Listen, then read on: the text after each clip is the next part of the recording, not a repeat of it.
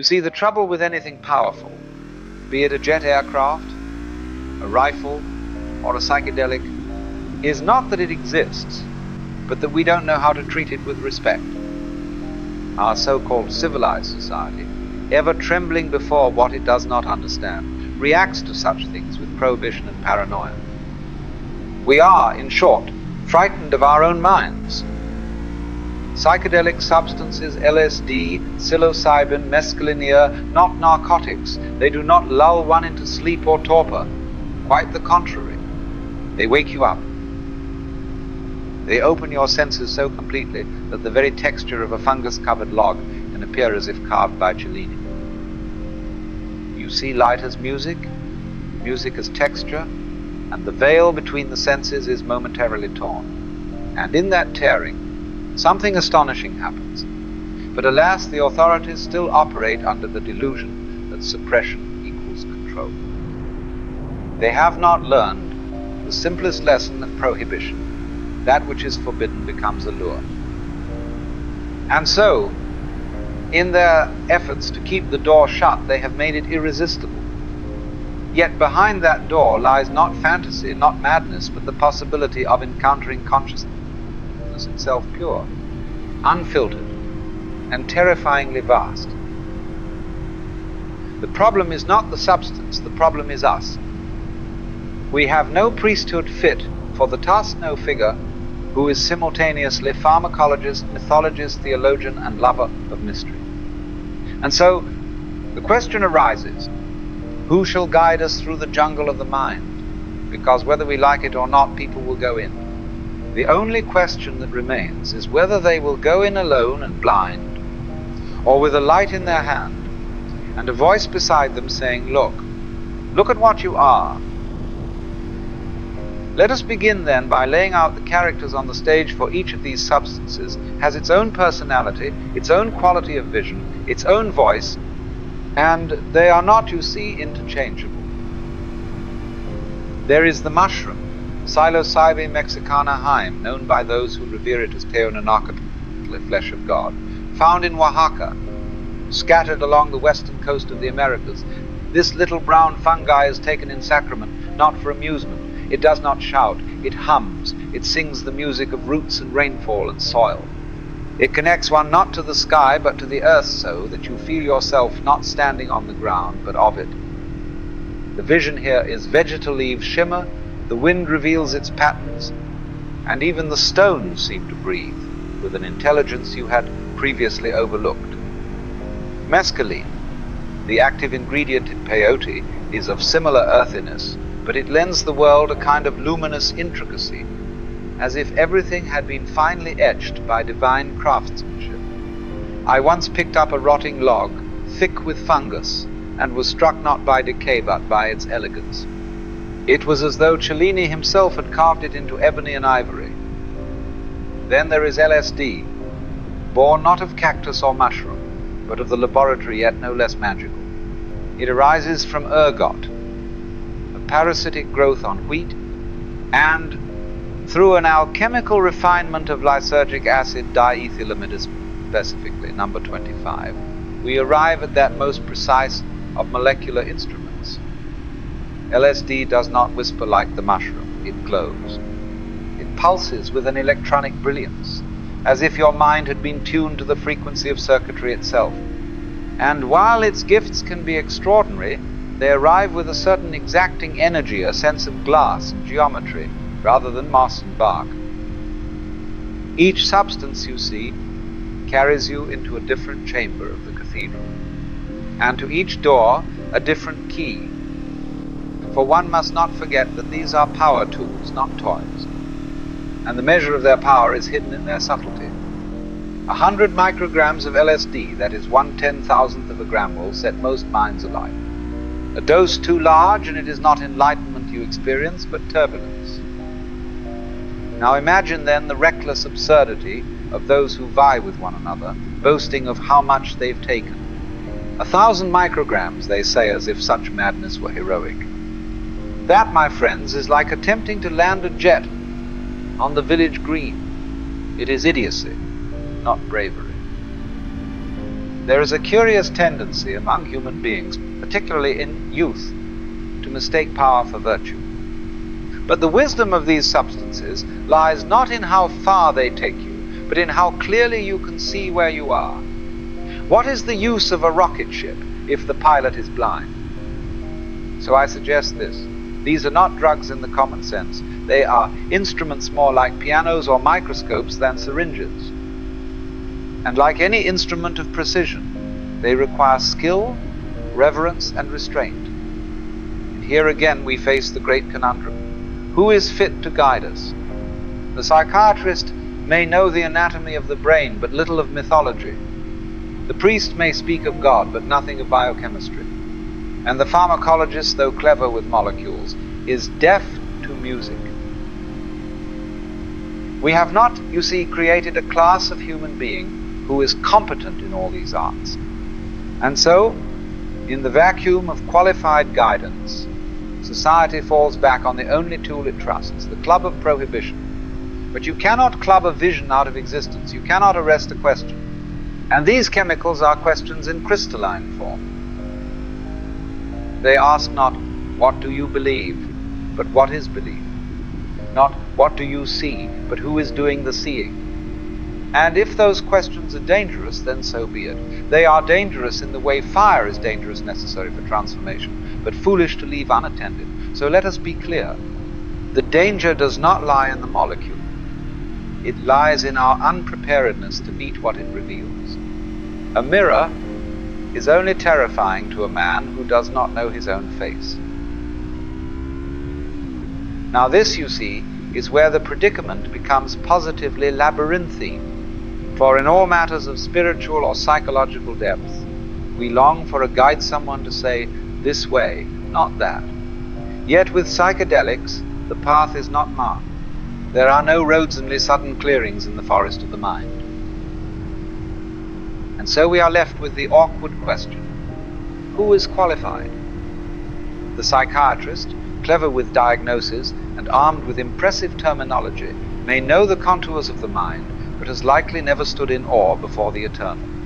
The priest may speak of God's mysteries, but usually from the safety of doctrine. The pharmacologist, meticulous in his measurements, may understand the chemical but not the vision. What is needed is something we have not yet trained, a new kind of human being, one who is at once scientist and mystic, physician and poet, one who is not afraid to speak in the language of myth, and yet knows precisely the measurements of the molecule. But such people are rare, and without them we get a kind of cultural schizophrenia. On the one hand, spiritual yearning, on the other, legal suppression, and in between, silence. So, what happens?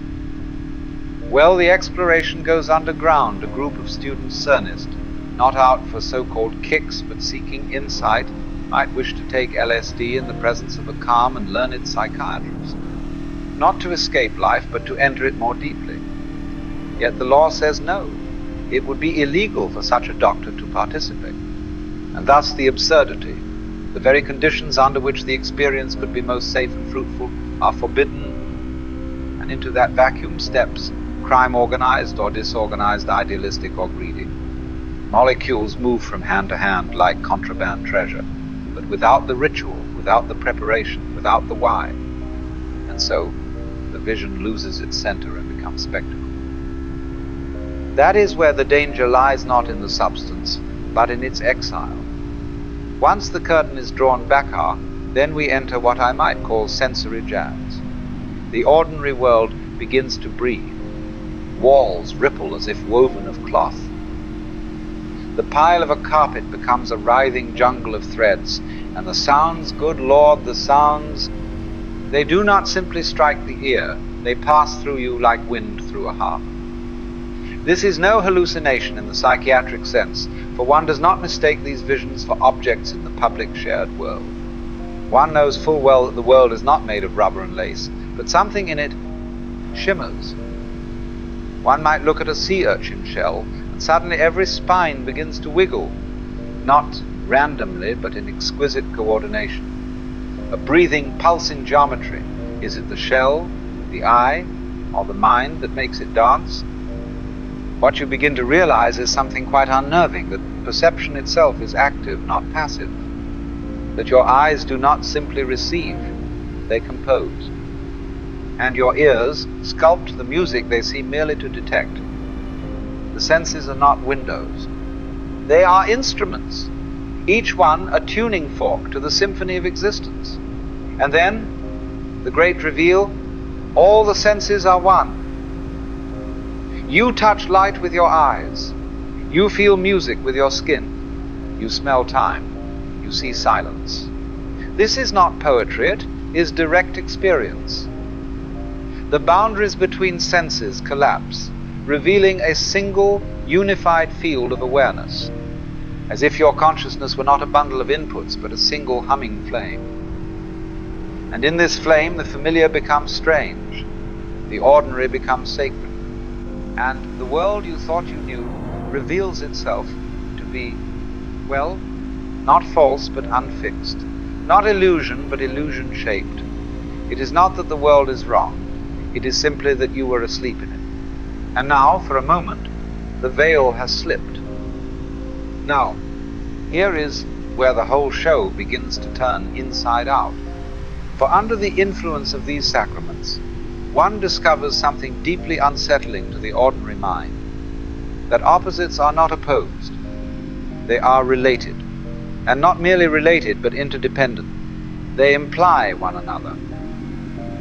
You see, we are trained to think in terms of either or, good or evil, life or death, self or other, but these substances facilitate a curious shifter, moves from either or to both, and it is not this or that. As inseparable as front and back, up and down, inhale and exhale. Gestalt psychology hints at it. Show someone the silhouette of two faces in profile. What do they see? Two people about to kiss, or a chalice between them? They can see one or the other, but rarely both at once. And yet both are there. The image doesn't change. Only attention does. Likewise, we say a circle drawn on a blackboard is a ball. Rarely do we say it's a hole in a wall, but of course both descriptions are valid. Figure and ground define one another. And so in the psychedelic state, one feels not thinks, but feels that self and world are one system. That the inside goes with the outside as the sound of a bell goes with the hammer that strikes it, and that you do not move through the world like a billiard ball on a table. You arise with it, like a wave upon the sea. But Thano, dear, this realization has a tendency to unnerve. For if good implies evil, if life implies death, if all things are relative, well then, who's in charge? Where is the solid ground? What do I trust? And that, you see, brings us to the edge of the cliff. Now here, my dear friends, is the moment of terror. Because once you see that there is no absolute this or that, no fixed moral compass dropped from heaven, no eternal truth hanging like a chandelier in the sky, you may feel the ground fall away. And you are, quite literally, floating. It is as if all that you once called me, the assurances, the definitions, the expectations, have dissolved, and what remains is nothing. No handrails, no floor, no separate observer watching from behind the eyes. Just the bare, trembling fact of awareness, suspended in space. This is the void, not a black hole, but an infinite openness of vastness without anchor or edge. And it is terrifying. You reach out to beliefs, to identities, to old ideas, and they collapse in your hands like paper lanterns in the rain. And then the panic may arise. Will I stay like this? What will I become? What if I do something terrible? What if I lose myself forever? But if you can just let go, if you can stop clinging to the rock that is falling with you, and simply fall then, something marvelous occurs. The fear melts, and the void, which seemed cold and empty, begins to shine, not with light, as from the sun, but with clarity, a presence that is not a thing, but the absence of all clinging, a letting be. You discover that the void is not the absence of self, it is the truth of self. That you were never a fixed thing to begin with, you were always a process, a pattern, a dance. You are the universe pretending, momentarily, to be a person. And so what seemed like death turns out to be awakening. It is here that the great traditions speak of the clear light, the Tao, the Dharmakaya, the God beyond gods. You may call it what you like, but no name will grasp it. It is not an object of experience, it is experience. Or better, that which knows there is experience. And once this is seen even, for a moment it changes you. Not in the sense of becoming something new, but of remembering something ancient. The game of forgetting is over, if only for a time. You see, the void is not the enemy, it is home. Now we arrive at a most curious and subtle question: what is a vision? Because under the influence of these sacraments, people see things. Yes, of course they do. But the trouble is, our modern minds are so terribly anxious about truth and falsity. Is it real? We ask. Is this a hallucination? Am I imagining this? But let me ask you, what isn't imagined? You see, a hallucination, strictly speaking, is something seen by one and not by others, which is mistaken for an objective thing. But when one sees with the inner eye and knows that what is beheld is a product of mind, it ceases to be a hallucination and becomes a vision. And visions are older than reason, older than science. They are the raw fabric of mythology, of poetry, of revelation. A vision may not be something you can point at with a ruler and say, there it is. But if it moves you, if it changes the very way you see them, what more reality do you want? And with these chemicals, you see, the senses begin to turn inward. In normal life, we see but do not notice seeing. We hear but take no note of the hearing. But here, perception turns upon itself. You become aware of being aware. And this is the beginning of true self-inquiry. Not the self as an object, something to be improved, judged, or corrected, but the self as awareness itself. The light by which all else is seen. At first everything feels a little off. Not wrong, not broken, just strange. As if the world had been gently untuned. But soon you realize that this tuning is not an error, it is an invitation.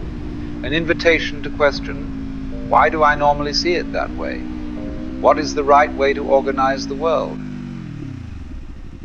And this is not merely visual. You begin to hear colors, to see sounds.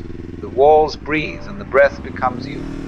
The distinctions between the senses dissolve, and you realize they are all but modes of one fundamental capacity, touch. All seeing, hearing, smelling, tasting, feeling, they are all ways of touching the world. And as you touch it, you realize with no doubt that it is touching you back. Eventually, the storm quiets. The veil that had been torn open begins to mend. The dancing patterns still, the colors soften, and the senses begin to settle into their familiar grooves, and you find yourself once more in the everyday. But something has changed.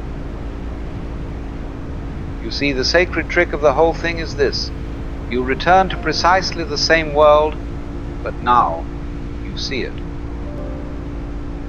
As if for the first time, the ordinary becomes radiant. You sit with a cup of tea, and it is no longer just tea. It is a miracle in a cup. Light, water, warmth, time all condensed into this simple moment, a whisper from the cosmos saying, you are home.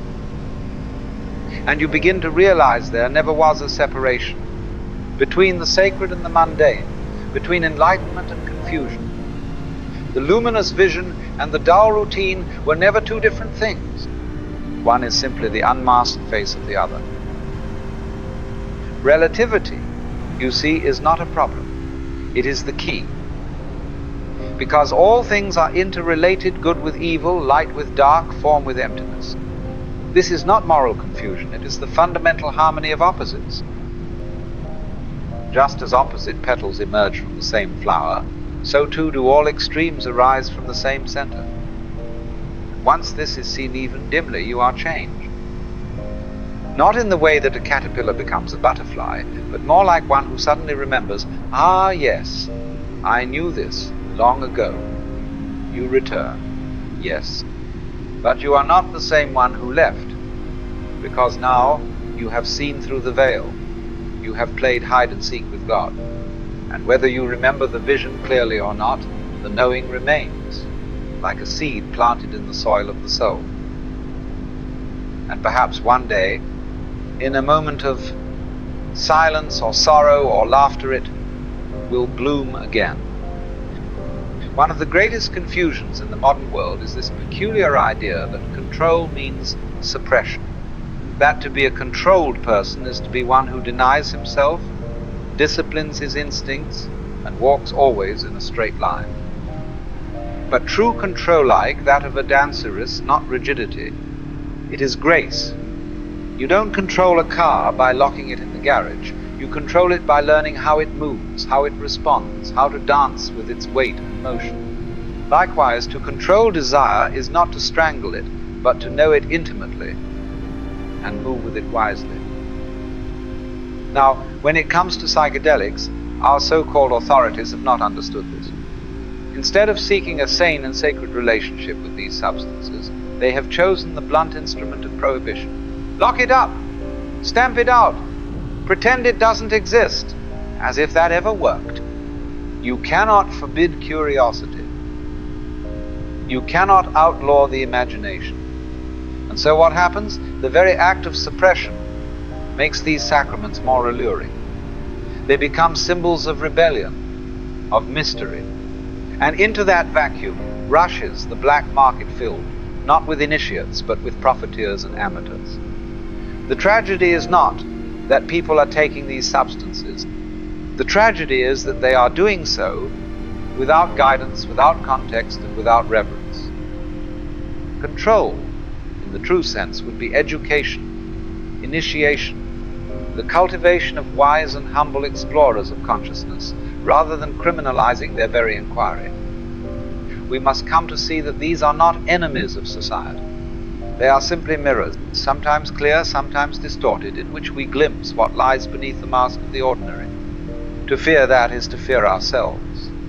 At the heart of all this, you see, is not a chemical, not even an experience. It is a recognition that you are not separate from the world you behold, that the self you've taken as a noun is actually a verb, that what you call I is a process, a happening, a pattern of the universe expressing itself just as a wave is an expression of the ocean. In the depths of the psychedelic state, there may come a moment, a flash, perhaps only a few seconds, where you feel as though you've touched the center of it all, as if for a heartbeat you placed your finger on the very pulse of existence. And what was it? It was light. It was laughter. It was love, not as a sentiment, but as a force. A luminous, boundless, jubilant recognition that this is it. And even as that peak recedes, its echo remains. You see it in the leaves, in the sidewalk cracks, in the curve of a stranger's smile. The world does not go back to normal. Because you have seen what normal really is, this fantastic cosmic hide and seek, where you are, it all along. This, then, is the flowering of consciousness. The recognition that opposites are not enemies but partners. That relativity is not chaos but harmony. That even the darkest petal of experience blooms from the same radiant center. And that you are not a stranger in this universe wandering through an alien landscape. You are the universe waking up to itself through eyes that it made, with breath that it lends, for a time that it names now. So whether you return to the garden or stay a while in the forest of the inner world, remember this: the point was never to escape. The point was to see more deeply, more truly, more whole. And so you come back, not enlightened, but lighter, knowing that the game was never to be won. only to be played beautifully.